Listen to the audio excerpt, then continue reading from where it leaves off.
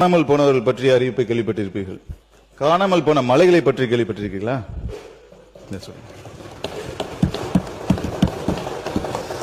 பெரம்பலூர் மாவட்டத்தில் எலும்பலூர் கிராமத்தில் 75 மீட்டர் உயரமுள்ள பிரம்மரிஷி மலை 2006ஆம் ஆண்டு முதல் சுமார் 3 ஏக்கர் பரப்பரப்பில் 25 மீட்டர் உயரம் வரை வெட்டி எடுக்கப்பட்டு காணாமல் போய்விட்டது. பெரம்பலூர் மாவட்டத்தில் அறநெறை கிராமத்தில் 90 மீட்டர் உயரமுள்ள கோனாரிபாளையம் மலை 2004ஆம் ஆண்டு முதல் சுமார் 8 ஏக்கர் பரப்பளப்பில் வெட்டி எடுக்கப்பட்டு காணாமல் போயிடுச்சு. பெரம்பலூர் மாவட்டத்தில் செங்குணம் கிராமத்தில் 25 மீட்டர் உயரமுள்ள செங்குணம் மலை 2026ஆம் ஆண்டு முதல் சுமார் 7 ஏக்கர் பரப்பில் 20 மீட்டர் வெட்டி எடுக்கப்பட்டு காணாமல் போயிடுச்சு. மதுரை மாவட்டம் கீழவளவு கிராமத்தில் 25 ஏக்கர் பரப்பில் 50 மீட்டர் உயரத்தில் ஒரு சர்க்கரை பீர் மலை இருந்திருக்கு. ஆனா 2003க்கு அப்புறம் அந்த மலையில 7.5 ஏக்கர் காணாமல் போயிடுச்சு.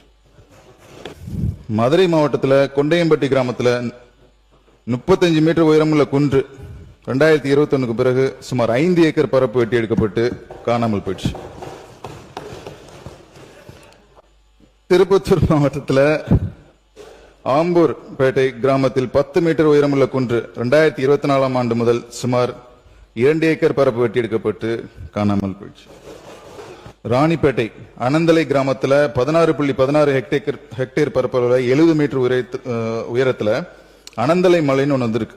ஆனால் 1998க்கு அப்புறம் இந்த மலையை காணாமல் போயிடுச்சு.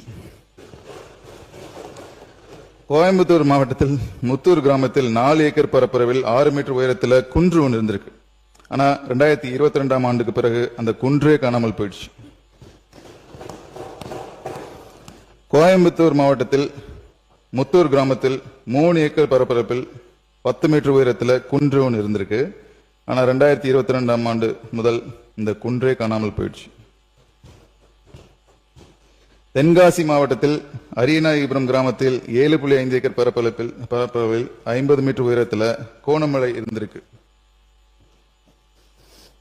ஆனா 99க்கு அப்புறம் இந்த குன்றே காணாமல் போயிடுச்சு. இப்ப நான் சொன்னது ஒரு சாம்பிள் தான். இந்த மாதிரி பல குன்றுகள் காணாமல் போய்விட்டன. ஊர் விட்டு போறதா இல்லையாங்கிறத அங்க வாழ்றவன் தான் தீர்மானிக்கணும். அவன் அந்த இடத்துல 100 வருஷம் இருந்திருக்கலாம், 200 வருஷம் இருந்திருக்கலாம், 1000 வருஷம் கூட இருந்திருக்கலாம். அவனுக்கு வெளியேற உடன்பாடு இல்லைன்னா அவனை வெளியேற்ற உரிமை இங்க யாருக்குமே. இத்தனை மழை காணாமல் போயிருக்கு. அப்போல்லாம் யாரும் பொதுநல வழக்கு போடலை. இப்போ மேகமலையில் மக்கள் வாழ்கிற பகுதியில் பொதுநல வழக்கு போட்டு அந்த மக்களை வெளியேற்றுறீங்க. என்ன காரணம் புரியலை. இதுக்கு பின்னாடி அந்த மலையை போய் தொட்டால் அந்த மக்கள் கேள்வி கேட்பாங்கன்ட்டு தான் அந்த மக்களை கிளப்பிட்டு அதுக்கப்புறம் அந்த மலையை ஆட்டைய போகலான்னு சில பேர் யோசிக்கிறாங்க போல இருக்குது.